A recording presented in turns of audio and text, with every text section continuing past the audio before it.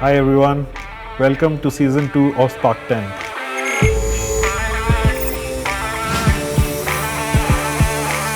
My name is Vineet. I head product for online payments at Pine Labs. This season, we're going to take a slightly different approach to know the real person behind the designation and titles. I'm super excited to have a very special guest with us, Mr. Jitendra Gupta, founder of Jupiter. Hi Jiten, can you tell us a little bit about yourself? Vineet, as far as my career is concerned, I have now worked almost 20 plus years, and my first 7 years was with ICICI.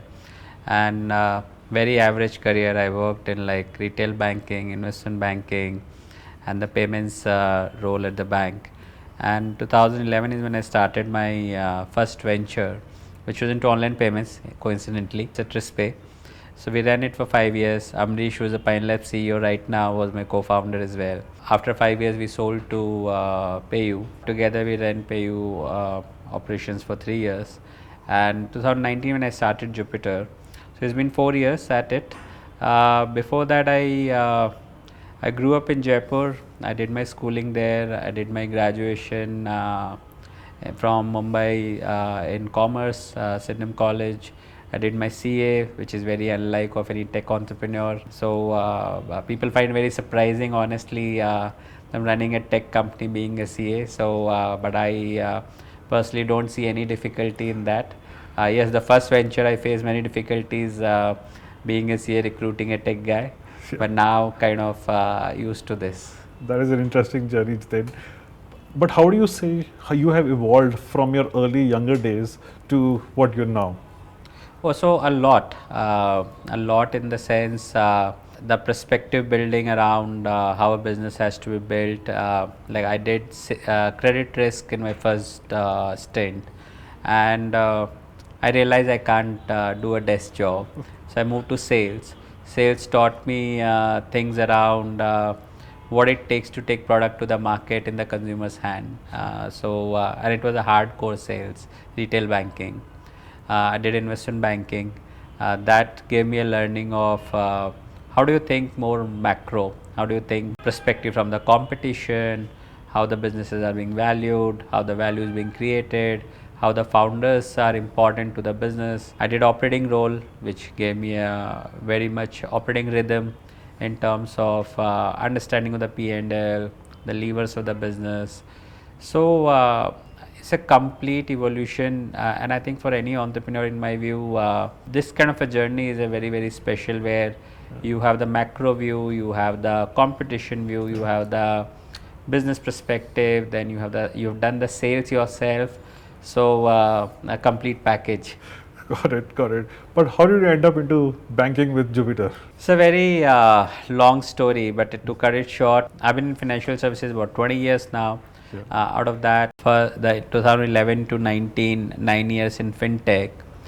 And when I was sort of planning my next journey, I realized that none of the fintech has ever created any dent in the industry, despite many fintechs exist and they claim that they're disrupting banks. So when I tried to reason it, like why that happened, I realized that the customers have a very special relationship with their bank, which is the relationship of trust. And so you don't change your bank account every day. You might be changing a payment app or your loan requirement, your lending app you change, but you don't change your bank account. Despite many consumers in India keep cribbing about how they are not happy with their bank. So I'm like, it's a hard problem, but if we can influence consumer behavior towards adopting our banking product, then there is a case where we create a very sticky and a special relationship with the consumer. And then you can sell any product to the consumer because the trust is established. So that's why banking was a very natural way to start with. Cool. But when you started off, right, how much time did it take for you to realize the product market fit? As well, what were your biggest frustrations during this time? So initial journey of any company is not easy, and first 2.5 years are always frustration points. You want to move fast, you're not able to. There are many blockers, you're discovering many new things. So just to give a real story, so when we started way back in September 19, I still remember I walked into a bank, one of the large bank. We did a handshake that we are going to work together, and I'm like, the top management is aligned, things should move smoothly. Being overconfident that oh, we are here to win.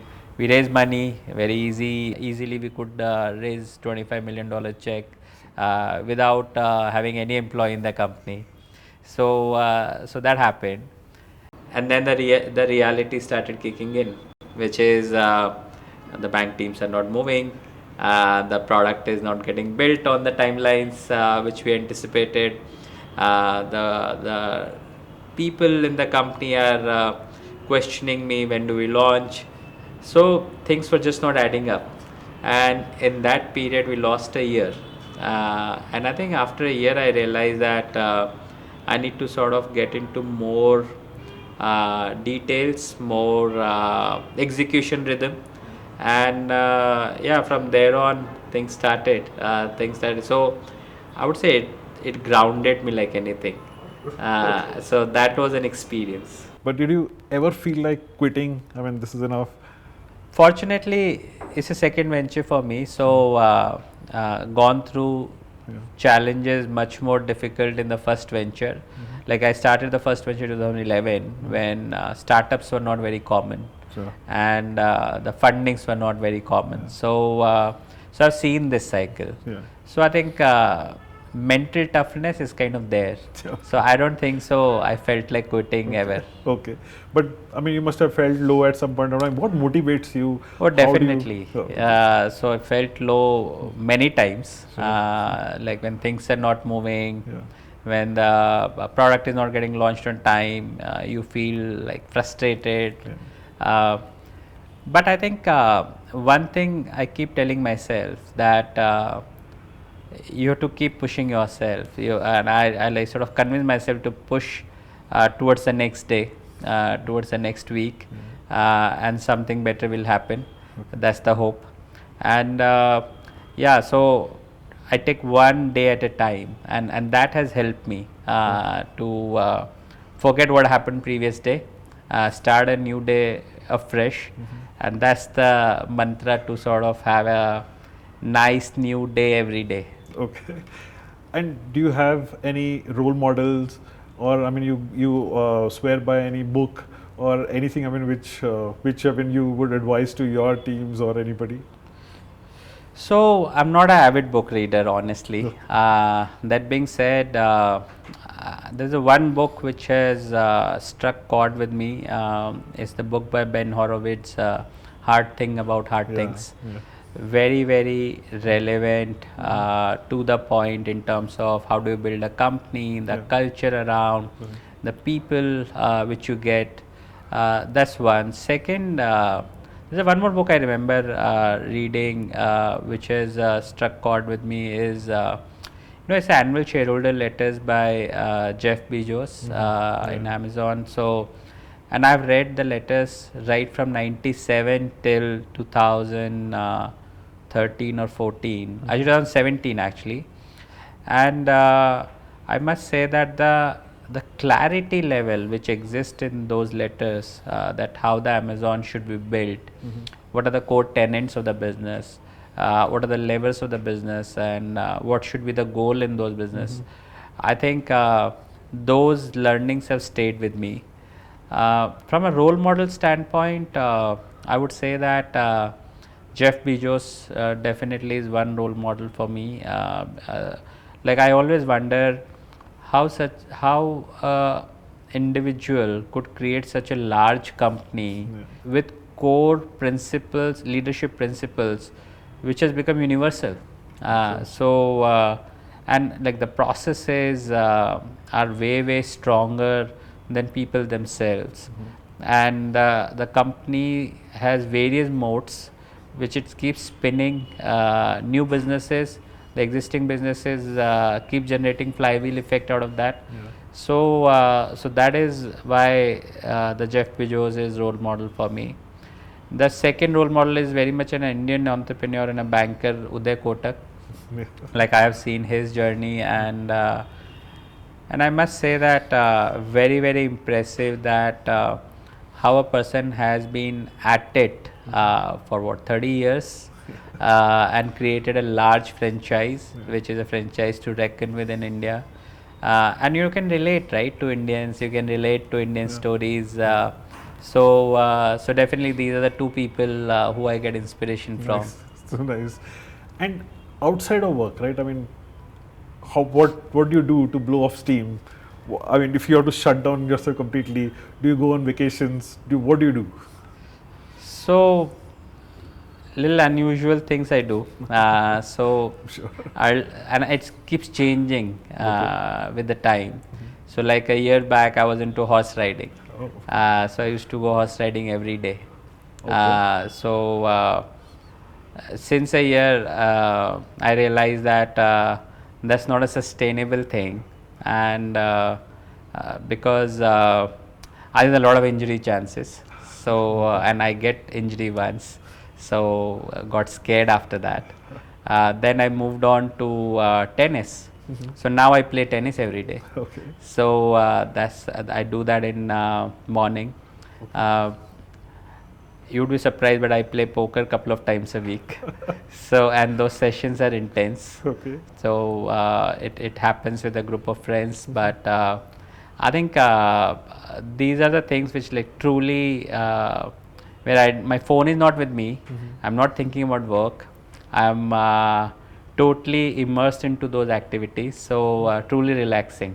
So you shut off completely. I mean, during those times, you don't keep your phone. Nobody can reach you. Not at all. So like I play tennis in morning, I don't carry my phone.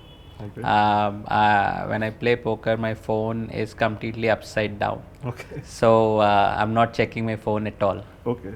So do you call yourself a disciplined person, or go with the flow kind of a person? How do you relate yourself?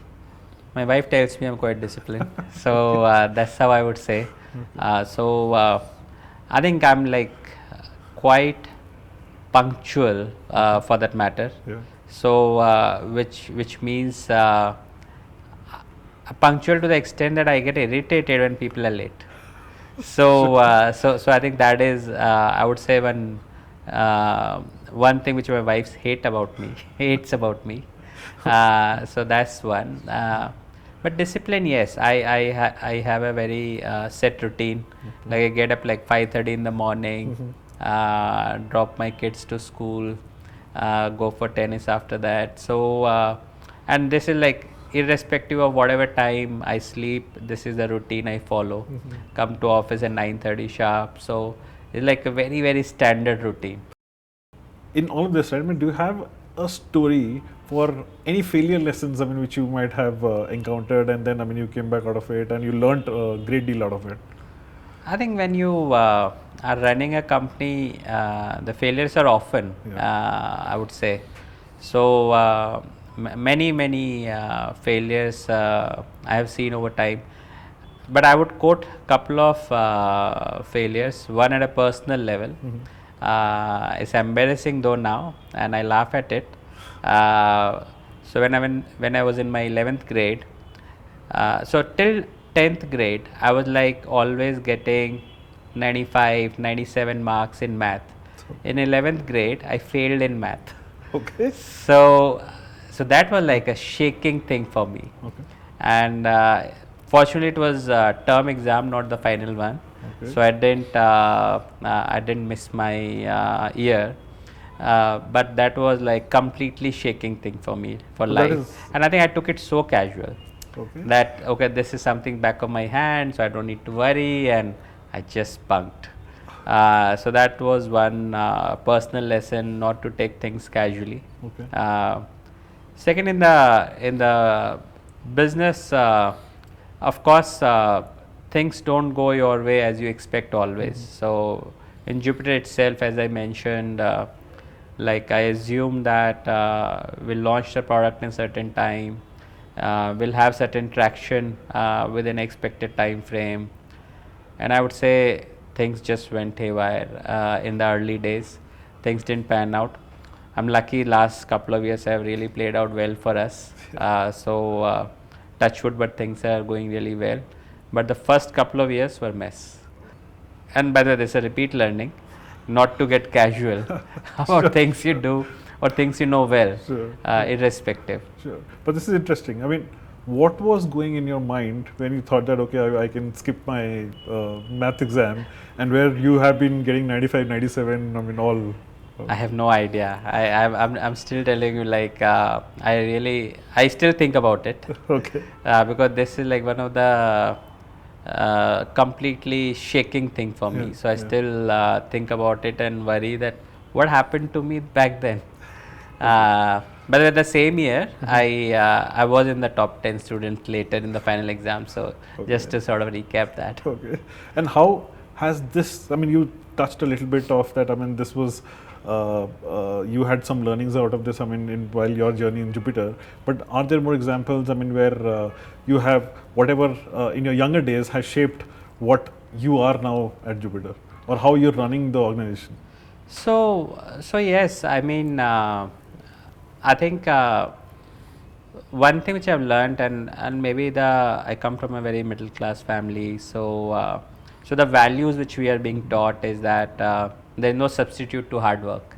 That you always have to work hard to get things. So from that standpoint, I think those are the values which has stayed true in every venture of mine, where I don't think I have ever shied of putting in extra to make things work. So clearly, like I remember in Citrus, first 2 years, I don't remember I took any vacation. Or I took any Saturday off. Maybe Sunday was the only day I must have taken off, but still the work was dominating my mind. Similarly, that being said, the burnout started happening. So I'm not sure I would recommend that to everyone. So in Jupiter, at least, the learning has been that this is a long marathon. So you don't have to achieve everything in a day or in a week. So rather, one has to pace out if you have to stay long at something. So yes, the life has become more balanced, I must say, and that has given the ability to think back, think like taking a step back and think how to operate and how to take decisions. That's the second thing I would say. And third, more slightly related, but earlier I had this habit of reacting immediately in my early part of the career. I got this feedback from many of my seniors that maybe that's not the right way to operate, and when I was young, I didn't believe in it. But now, for the last 7-8 years, I've consciously practiced over it, where I actually don't react over anything instantly. So I take a pause, I take a time to think what's the situation, what's the decision to be made, and what's the implication of the decision, and then I sort of react. And I think that has helped multiple ways. The decisions are more sound, the things are better, your emotions are not out. So I think it just helps. So you are able to control your emotions? Oh, definitely, Okay. definitely. And this is something which you have learned over the years, or I would say it's a practice. It's a conscious mind practice which I've done. Okay. And how does your day look like? I mean, so you initially just talked about, I mean, you go for tennis, I mean, you drop your kids, and then, I mean, you go to work. So tell us a little bit about that. Sure. So when I come to office, the first thing I do is like the first 30 minutes for myself. So in which I note down like what are the 3 or 4 things I have to do for the day. And because what happens when you are in the office, things are coming at you. So you are not controlling your day, others are controlling your day. So but if you have to move forward, I believe that you have to do your 3 or 4 things every day which are important to move forward, which you know, and you have to finish those things. So this is what I do. I keep checking in during various time intervals during the day that okay, have I done this X, Y, or Z? So and I keep checking it, and I think when I leave office, I have ensured that I've done those 3 or 4 important things which I had to do. Okay. So and that has continuously helped me move forward rather than getting stuck. Okay, what did I do during the day? I'm not sure. I think that's not the situation which I end up in. Sure. So it's a productivity hack, I would say. Got it. Got it. And this has happened since when? So I've been following this productivity hack for last 4 or 5 years, and I've been quite disciplined about it. Okay. And I mean, when does your work end? I mean, do you shut down completely? I mean, once you leave office, or you take your work home? How does that work? Generally, I avoid taking work home. I finish my day. You will be surprised at 6:30 to 7 sharp. Okay. So and the reason for that is my kids sleep by 8:30. Okay. So before they sleep, I want to spend an hour with them at least. So I reach home by 7 or 7:30. So I'm able to spend an hour with them. After the sleep, yeah, I get some time to check my emails or revert to anything, but I respond to only very, very urgent things. Otherwise, in the evening, I avoid responding. Okay. So, so the day is very standard, 9:30 to 6:30. But I would say the idle time in the day is very, very less. It's completely packed, and since I know that I have to leave by X time, I try to optimize on every half an hour during the day. So even my lunch time, my team says is not for me. So my lunch time generally, I'm actually meeting someone. So I don't remember in the last 4 months I had lunch alone.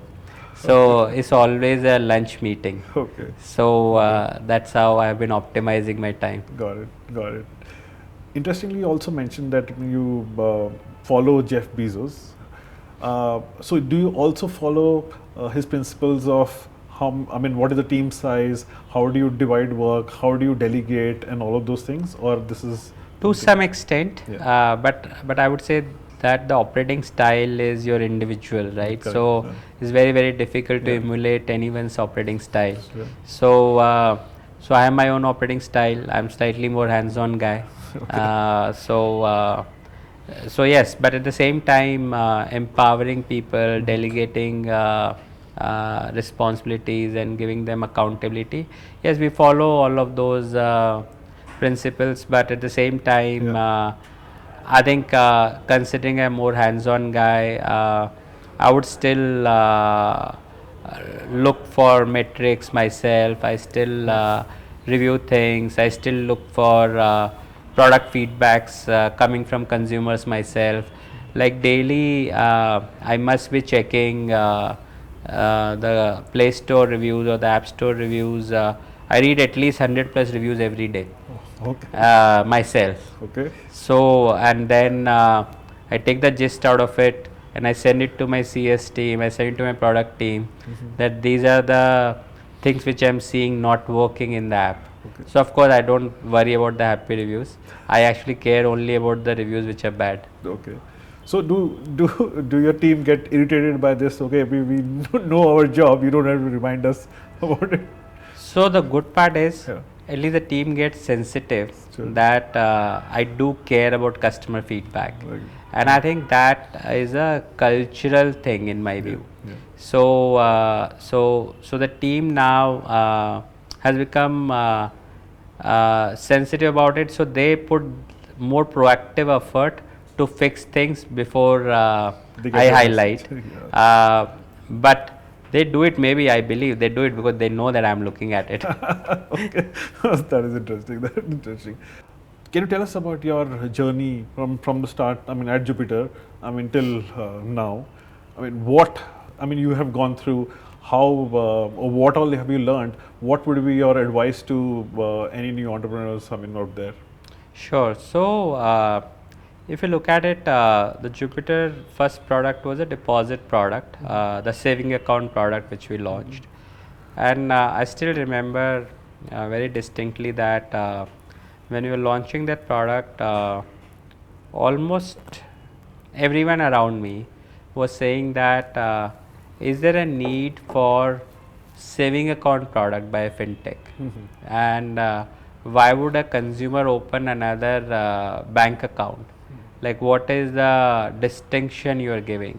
And when I talked about the experience of banking, when I talked about how the intuitiveness of banking we would provide to the consumers, the people's argument was that I don't think that works. And now the same set of people have started believing in it. So that's one learning, that you have to have strong conviction. And I tell you how I generated my conviction. So I did survey of consumers myself, almost 3,500 consumers. I must have met personally 300 or 350 consumers, and then did online surveys. And I asked one simple question to everyone, that actually 2 or 3 questions, like quick brand recall, like Uber versus Ola, or Zomato versus Swiggy, or Big Basket versus XYZ brand. And everyone had an answer, very quick answer, and they could also justify why they chose that answer. Then I asked ICICI versus HDFC, or SBI versus Bank of Baroda, and then people answers were like, it doesn't matter, every bank is same, so bigger the bank is safer, my money is safe. So but there was no affinity towards the bank, the way consumers showed affinity towards these consumer centric brands. And I'm like, this is the white space, to create the affinity towards the brand, which is a boring product, but by an experience and by service you can create the affinity. And so today if you read Jupiter reviews on Play Store and on the App Store, the consumers invariably say, I love Jupiter banking app. So I think this is the love and affinity we are able to generate from the consumers by a better experience and a better service. Sure, sure. And what do people love the most about the app? I think our hypothesis was that the banking apps today, or till 2 years back, in the market were more like feature phone apps. So where it was a one-way interaction. So it's like a menu. And in my view, what banks did, that they replicated branch into the mobile banking. So in the branch, when you enter, you have this counters, NRI or home loans or saving account or current account. So these counters are there, and when you actually open banking apps, you see same things digitally. Right. So those counters, Right. and then you have to go to that counter, you have to choose the product, you have to figure out what you want, and then you have to avail the product. Okay. I don't think the internet brands or apps should work like that, where it's a one-way interaction. It should be more intuitive. You should be able to predict what you need. It should be able to suggest you. It should be able to relate to you basis your data. And I think this is what we are able to deliver. So we look at the transaction patterns, we look at the consumer behaviors, we look at what potentially they might like, and very intuitively we present those options first versus others. And I think that intuitiveness of the experience is what consumers are really liking. Right. And that's what constantly our endeavor is. Even in the service, we try to see that where the potentially customer might have an issue, why they're coming to this app. So just to give an example, they check the transaction and then they are checking the details, and then they come to the service. So what we do is we populate that transaction first and say, hey, do you have issue with this transaction? Okay. So like intuitiveness we have brought in the app and in Makes the sense. service experience, and which is where consumers are really relating to the app. Okay. Cool. That's so nice. Interesting. You also mentioned that you have a CA background, right? Now you're working with a very a strong tech organization. You built a very strong tech organization. What is your style of dealing with the engineering, with the product? Sales, I know you have done, Yeah. I mean, sales role, so probably, I mean, you're good there. But how do you handle your day-to-day interactions with your engineering and product? So my belief is that as far as you know that what is the end state of the product and what is the experience you want to deliver, Yeah. and if you are able to articulate it to the engineering folks, Yeah. I think they do a very good job. Sure. And I would say that we are able to do that to our engineering folks, or I'm able to at least articulate to my engineering leaders that this is the business objective, this is what the experience we want to deliver, this is the way consumers should experience the app. Yeah. Now, what technology, what database, what language, neither I understand nor I want to get into it. Okay. So I think that has really helped my relationship with engineering folks, where they believe that yes, the end objective is being defined, the how part is being left to us to solve for. Sure. So there is a complete autonomy to decide or decision making. At the same time, the business objective is very clearly articulated. Okay, okay. And how involved are you in the UI design? I mean, in my experience, the CEO is very, very particular about how the UI experience should look like. So I would say I was involved on it almost on every pixel, screen, message, copy until 4 months back. Oh, okay. And now I'm kind of stepping out of this more and more. So we have a very senior product guy joining, Anuj. So he's the chief product officer at the company. So now he is completely taking care of it. So I don't remember last 4 months I gave my views on any such thing. Okay, okay, great. And where do you see Jupiter going in next 10 years?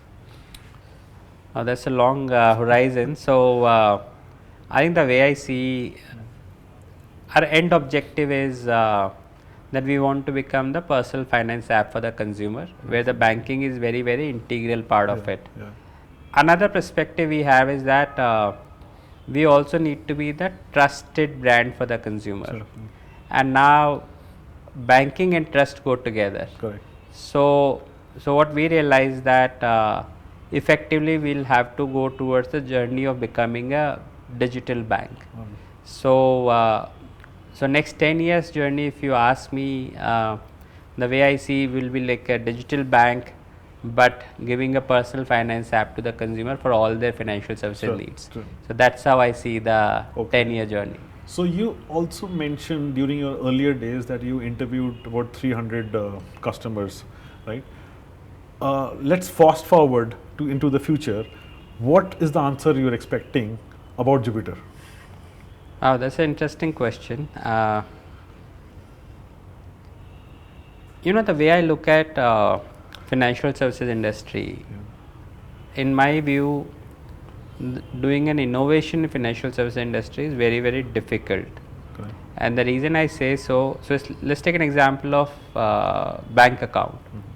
Bank account is like a product where you put, let's say, 10,000 rupees. I can't magically double it 20,000 rupees next day. Right. Or if you take a credit card, if you spend $1,000, you will spend $1,000. I'm not going to magically spend $2,000 there. Right. So the innovation, I'm not sure is possible. The only thing which you can do differently is that how do you deliver those experiences? And for me, the inspiration or the analogy is Spotify app.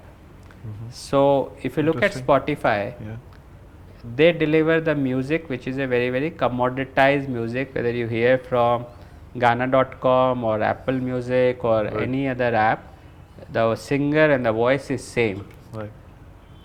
But I still hear people around me go for Spotify. And when I ask this, try to get the insight, it says that the people say that this app understands me. It personalizes as per my choice. It helps me access the relevant music faster, more contextual.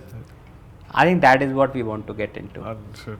where the financial services needs of the customers, we are able to understand and contextualize the solutions to the consumers intuitively without they asking for it. Perfect. Okay. So that's where we want to reach. Understood. Understood.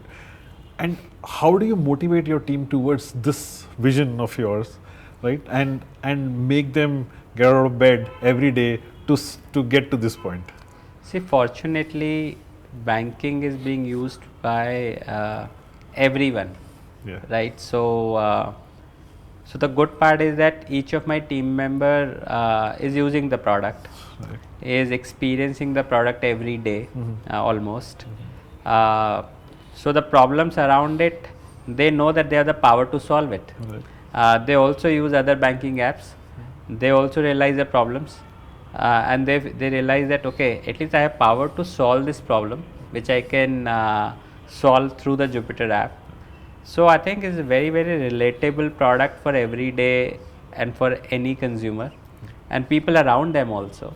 So my team actually takes pride in solving the problems and showing it to the people around them that look how great this app is, Yeah. look how great the experience is, look how I have solved and I have contributed to this. Sure. So I think they're really able to associate, and I think that association is what motivates them every day. Got it. Thank you, Jiten. It was a really interesting conversation. I have learnt a lot about you in person, and it was great chatting with you. Thanks, Vineet, for hosting. Thank you. Thank you, everybody, for watching this episode. See you next time.